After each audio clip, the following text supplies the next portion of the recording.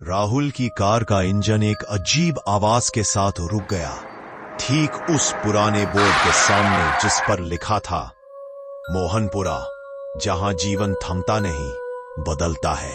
Board के नीचे छोटे अक्षरों में एक और लाइन थी, 30 वर्ष की आयु के बाद प्रवेश वर्जित है। राहुल ने इसे कोई सामान्य चेतावनी समझकर नजरअंदाज कर दिया। गांव में प्रवेश करते ही उसे एक विचित्र सी गंध आई, बासी फूलों और जले हुए कपूर जैसी। गांव अविश्वसनीय रूप से साफ सुथरा था, हर घर एक जैसा दिखता था। सबसे अजीब बात यह थी कि सभी लगभग एक ही उम्र के लग रहे थे, 20 से 30 साल के बीच। कोई बच्चा 10 साल से छोटा नहीं दिख रहा था, कोई बूढ़ा नहीं दिख रहा था। प्रिया से मुलाकात तब हुई जब राहुल ने उसे सड़क किनारे एक कुएं से पानी भरते देखा। उसके हाथ कांप रहे थे और पानी की बाल्टी लगातार उसके हाथ से फिसल रही थी। आपको यहाँ नहीं आना चाहिए था, खासकर तब जब आकाश में पूर्ण चंद्र है।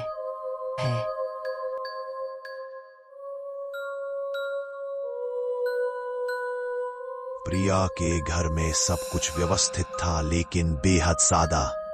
न कोई फोटो फ्रेम, न कोई सजावट की चीजें। रसोई में सिर्फ 2 प्लेट और 2 गिलास थे।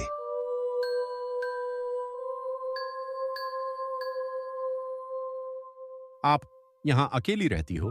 घर में और कोई नहीं रहता? जब राहुल ने उसके परिवार के बारे में पूछा तो प्रिया ने खिड़की से बाहर इशारा किया। मेरे माता पिता वहां। रात के 10 बजे थे जब अचानक गांव की सारी लाइटें बंद हो गईं। बाहर से एक विचित्र गाने की आवाज आने लगी, जैसे कोई प्राचीन भजन गा रहा। प्रिया ने राहुल को जल्दी से एक अलमारी में छुपा दिया।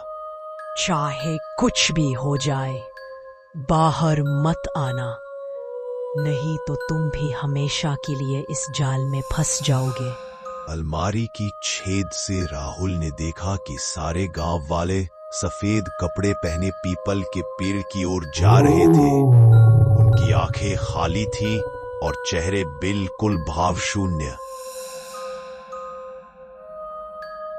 प्रिया भी उनमें शामिल हो गई। पेड़ के नीचे एक बूढ़ा व्यक्ति खड़ा था, जिसके हाथ में एक प्राचीन घंटी थी। उसने घंटी बजाई और सभी लोग जमीन पर लेट गए। तभी अचानक पेड़ से एक चमकदार रोशनी निकली। रोशनी सभी लोगों के शरीरों में समा गई। राहुल ने हैरानी से देखा कि सभी के बाल काले हो रहे थे, चेहरे की झुर्रियां गायब हो रही थी। वे सब फिर से जवान हो रहे थे।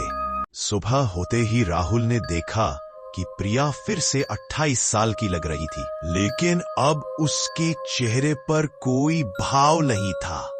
उसने राहुल को पहचाना तक नहीं। मैं तो डर गया था, पर ये लोग रात के इस वक्त पेड़ के पीछे आखिर कर क्या रहे थे, और ये सब एक साथ कैसे हो गया? जब राहुल ने उससे रात की घटना के बारे में पूछा तो वो बस मुस्कुरा दी। आपको जल्दी जाना चाहिए, हमारा त्योहार आ रहा है।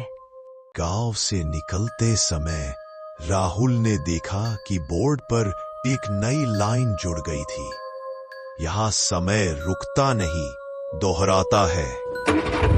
जैसे ही उसने कार स्टार्ट की, उसने रियर व्यू मिरर में देखा। पूरा गांव एक विशालकाय घड़ी के आकार में बना हुआ था। प्रिया अब 20 साल की लग रही थी। उसके हाथ में एक नया बच्चा था जो बिल्कुल उसी जैसा दिखता था। राहुल ने तेजी से कार चलाई, लेकिन उसे एहसास हुआ कि वह लगातार उसी सड़क पर चक्कर काट रहा है।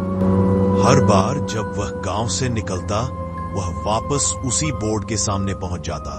सूरज ठीक उसी जगह पर था, आकाश में बादलों का पैटर्न भी वही था। तभी उसने अपने हाथ में एक अजीब निशान देखा, मोहनपुरा के पीपल पेड़ जैसा निशान। शायद वह भी अब इस अनंत चक्र का हिस्सा बन चुका था। पिन